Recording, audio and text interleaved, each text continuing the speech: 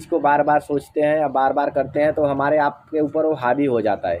तो उसी प्रकार से महादेव अगर शिव गुरु के रूप में हमारे आपके जीवन में अगर हम बार बार उनसे दया मांगते हैं, गुरु के रूप में अगर उनसे दया मांगते हैं तो महादेव की दया हमारे आपके ऊपर हो जाती है। और दया कैसे होती है? जब हम आप लोग कोई चीज़ सोचते हैं और सोचते सोचते जब हम आप लोग सोचते सोचते महादेव से दया मांगते हैं तो महादेव को पहले से ही पता है, क्योंकि भूत भविष्य वर्तमान का ज्ञाता हमारे आपके कालों के काल महाकाल महादेव गुरु के रूप में काम करते हैं। तो जब दया करते हैं हमारे आपके ऊपर तो उनकी दया इस तरह से बनती है, जब हम आप लोग कोई चीज़ का विचार करते हैं, जब बार बार विचार उस मन को लाते हैं तो महादेव उसके ऊपर हमारा महादेव गुरु के रूप में हावी हो जाता है। जब गुरु के रूप में हावी होते हैं तो उनकी हमारे आपके ऊपर धीरे धीरे धीरे धीरे भूत भविष्य वर्तमान को देखते हुए महादेव की दया हमारे आपके ऊपर हो जाती है। और दया इस तरह से होती है, किसी प्रकार की समस्या होती है या किसी प्रकार का हमारे आपके घर में कुछ भी परेशानियां होती हैं, किसी प्रकार की बाधाएं होती हैं या किसी प्रकार का दुख होता है, तो वो दुख धीरे धीरे धीरे धीरे हम आप लोग जब अपना उनमें हम आप लोग जब प्रेम लगाते हैं तो धीरे धीरे वो प्रेम हमारा आपका बढ़ते जाता है। बाकी जो नेगेटिविटी ऊर्जा है वो धीरे धीरे समाप्त होती जाती है।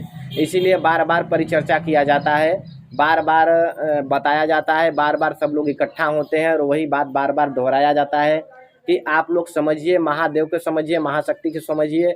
उनके अनंत रूप हैं, उनके अनंत रूपों में वो काम करते हैं। अनंत रूपों में उनका आजा पूर्वज आज से नहीं कलिकाल से ही हमारा आपका पता नहीं कितना जन्म हो चुका है, हमको आपको पता नहीं है, लेकिन इस जन्म में अगर हमको आपको पता हुआ है तो हमको आपको उनके प्रेम में उनके बारे में जो हमको आपको बताया जाता है उसको मनन पूर्वक चिंतन ध्यान के साथ में और ध्यान के साथ में हमको आपको कार्य करना चाहिए जो हमको आपको आदेश आए हैं।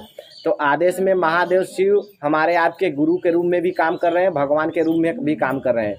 जैसे हम आप लोग मंदिर में जाते हैं, मंदिर में जाते हैं या कहीं भी जाते हैं, जो भी शक्तियाँ होती हैं, जहाँ भी हम आप लोग मानता मानते हैं, हमारे आपके आजा पूर्वज से जो पीढ़ी दर पीढ़ी से चली आ रही है, जब आप लोग कोई मानता मानते हैं तो मानता के माध्यम से हमारा आपका जो कार्य होता है, उसी प्रकार से यहाँ गुरु स्वरूप की बात कही जाती है।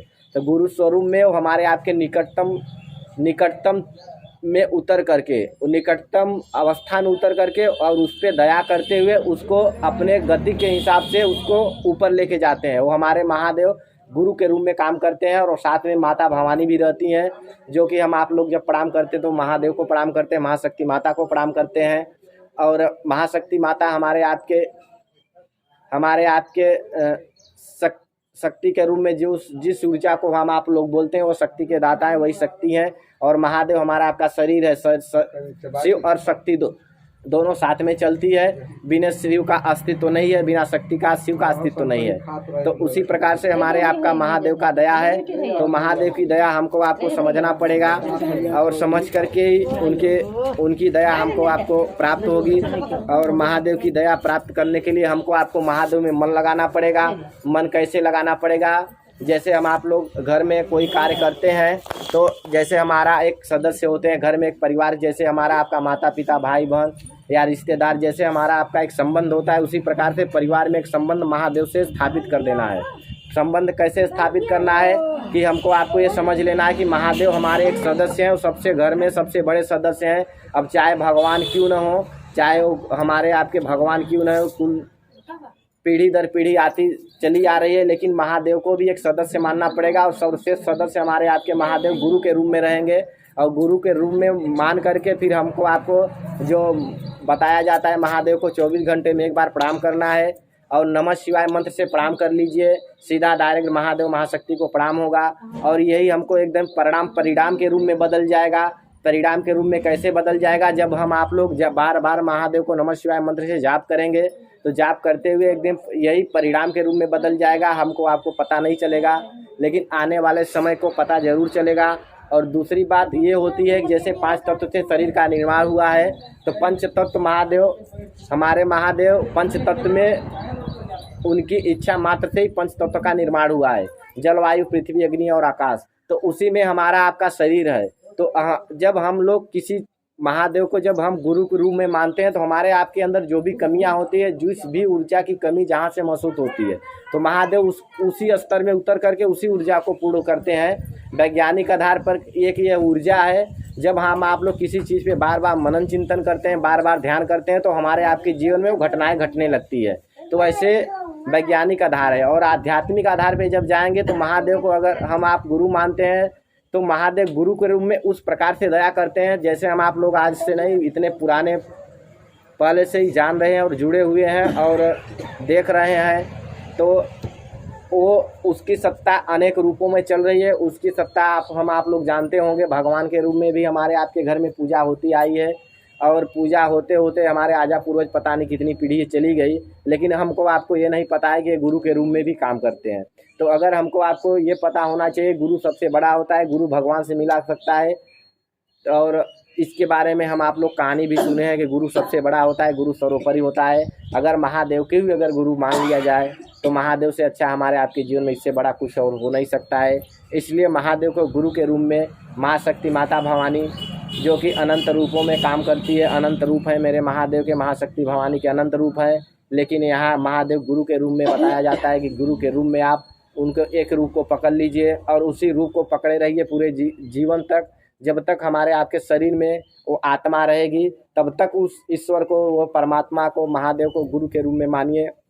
जब ये आत्मा जाएगी तो उसी ईश्वर का, उसी महादेव का, उसी महादेव की जब सत्ता आएगी तो हमारा आपका प्राण उसी सत्ता में जाएगी। जब उसी सत्ता में जाएगी तो हमारे आपके कर्म के हिसाब से अगर हमारे आपका समय आया रहेगा तो हम आप लोग उसी में विलीन हो जाएंगे। अगर समय और रहेगा तो वापस हमको आपको उसी सत्ता के हिसाब से ही भेजा जाएगा। फिर हम आप लोग वापस जो भी हमारा आपका कर्म रहेगा धरती पे आएंगे। फिर अगर अच्छा कर्म रहेगा, महादेव को हम आप लोग जितना प्रेम संबंध दिए रहेंगे उसके हिसाब से ही हमारा आपका जन्म होगा।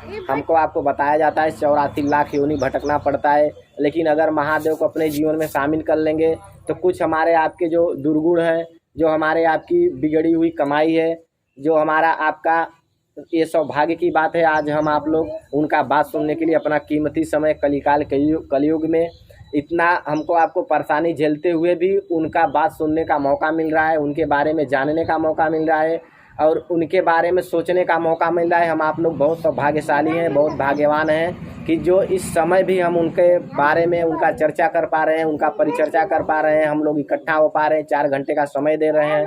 तो इससे सौभाग्य की बात और कुछ नहीं हो सकती है। तो ऐसे महादेव से, महादेव शिव गुरु से, ऐसे महाशक्ति माता भवानी से ऐसे ही प्रेम लगा के रखिए। ये जन्म जन्मांतर तक हमारा आपका बताया जाता है, पीढ़ी दर पीढ़ी को भी ये चेंज कर देगा और यही दया हमारे आपके जीवन में बनी रहेगी। महादेव शिव गुरु के रूप में, शिव के अनंत रूप हैं, उनके अनंत रूपों में जैसे हम आप लोग जानते हैं 12 ज्योतिर्लिंग महादेव जी का है, जो हम आप लोग जानते हैं सोमनाथ, सौराष्ट्र सोमनाथ शैल मल्लिकार्जुनम, उज्जैनिया महाकालेश्वर ममकार ममलेश्वरम, परल्या वैद्यनाथ डाकिन्य भीमशंकरम, सेतु वंदे तु रामेशम नागेशम दारुकावने। उज्जैन में महाकालेश्वर नाम से महादेव सर्वविख्यात है। तो उनके अनंत रूप है, उन्होंने हमेशा अपने को पीछे रखा है लेकिन अपने शिष्यों को आगे रखा है। हमारे महादेव शिव गुरु की दया है कि वो हमेशा अपने को पीछे रखते हैं लेकिन वो अपने भक्त को आगे रख देते हैं। जैसे हम आप लोग रामायण में भी देखे होंगे, शिव का इतना बड़ा भक्त रावण जी थे और वहाँ फिर त्रिकाल ज्ञानी, त्रिकाल सिद्धि रावण को प्राप्त था, लेकिन वही महादेव ने हनुमान का रूप धर कर, वही महादेव ने हनुमान का रूप धर करके, वही महाशक्ति भवानी ने पूछ का रूप धर करके जो दिया उसने वापस ले लिया। तो ये देखिए क्या होता है, कर्म के हिसाब से होता है, वो अहंकार पैदा होता है, फिर अहंकार को समाप्त करते हैं। दोनों वही करते हैं, लेने वाले भी वही हैं, देने वाले भी वही हैं, वो सब कुछ वही दाता है, सब कुछ लेने वाले वही हैं। इसीलिए हमको आपको इधर उधर भटकने की ज़रूरत नहीं है।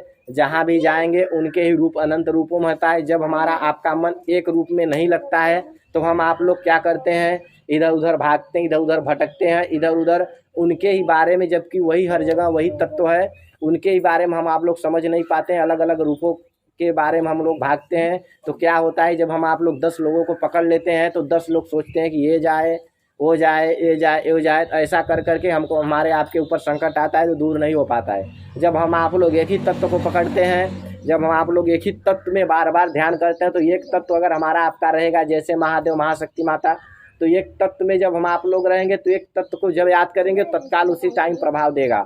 हम आप लोग जानते होंगे जैसे कि हम आप लोग नाम लिखाते होंगे बच्चों का, या हम लोग भी पढ़े लिखे हैं तो स्कूल में जाते हैं तो हमारा बच्चे भले 100-200 हैं लेकिन एक मेन मास्टर होता है। उसी प्रकार से जब हमारे आपके जीवन में महादेव एक रूप में होगा तो उनके अनंत रूपों में नहीं भटकना है, एक रूप को पकड़ के रखना है, गुरु रूप को। और गुरु क्या होता है, गुरु अपने शिष्य के निचले स्तर में उतर करके उसके आधार में उतर करके शिष्य जितना जिस स्तर का होगा, अब चाहे उसको एक प्रतिरूप दे देंगे कि एकदम जिस शिष्य को कुछ भी नहीं पता होगा अगर महादेव को अपना गुरु मानता होगा तो उस स्तर में महादेव उतर करके उस स्तर को धीरे धीरे जागृत अवस्था में लाते हैं। और ये कोई भी गुरु नहीं सोचता है कि मेरा शिष्य मेरे जैसा न बने।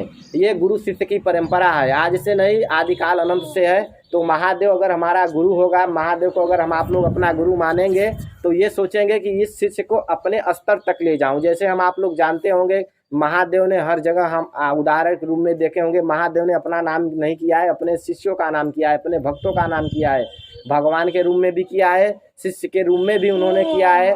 हर जगह आप देखते होंगे बैजनाथ धाम, हर धाम, कई प्रकार के अनंत धाम हैं जो कि महादेव ने अपने शिष्यों का आगे किया है। उसी प्रकार से गुरु शिष्य का परंपरा बहुत अटूट होता है और वो परंपरा के हिसाब से वो महादेव स्वयं ईश्वर है हमारे आपके, वो ईश्वर दाता है। वो हमारे पीढ़ी दर पीढ़ी उनकी पूजा होती आई है। भगवान के रूप में आशीर्वाद सबको दिया है, उसने ये आशीर्वाद दिया है, कृपा दी है, लेकिन दया नहीं किया है। दया शिष्य और गुरु के बीच में ही दया होता है। जब हम आप लोग महादेव से दया मांगते हैं तो महादेव हमारे स्तर में उतर करके, हम आप लोग जिस हिसाब से रहते हैं स्तर में उतर करके वो दया करते हैं और धीरे धीरे हमारा आपका जीवन सुखमय हो जाता है और उसी के माध्यम से धीरे धीरे हमारे आपके जीवन में अनेक घटनाएं घटने लगती हैं। हमारे आपके जीवन में हम आप लोग देखते होंगे कि हमारे आपके महादेव कितने चमत्कारी हैं। चमत्कार भी हमको आपको दिखाते हैं। हमारे आपके भाव के हिसाब से हमारे महादेव जी चलते हैं, न कि महादेव के हिसाब से, क्योंकि हमारे आपके स्तर में उतर के महादेव जी दया करते हैं और हम आपको चमत्कार दिखाते हैं। हम आप लोग देखे होंगे, जहाँ भी देखे होंगे महादेव जी का परिचर्चा होता है हर जगह। तो हमको आपको कुछ न कुछ हमारे आपके भाग्य के हिसाब से वो दया करते हैं। तो ऐसे हमारे आपके महादेव जी हैं, हमारे आपके महाशक्ति माता भवानी है। उनके बारे में जितना गुणगान किया जाए, जितना बताया जाए उतना ही कम है। इसी के साथ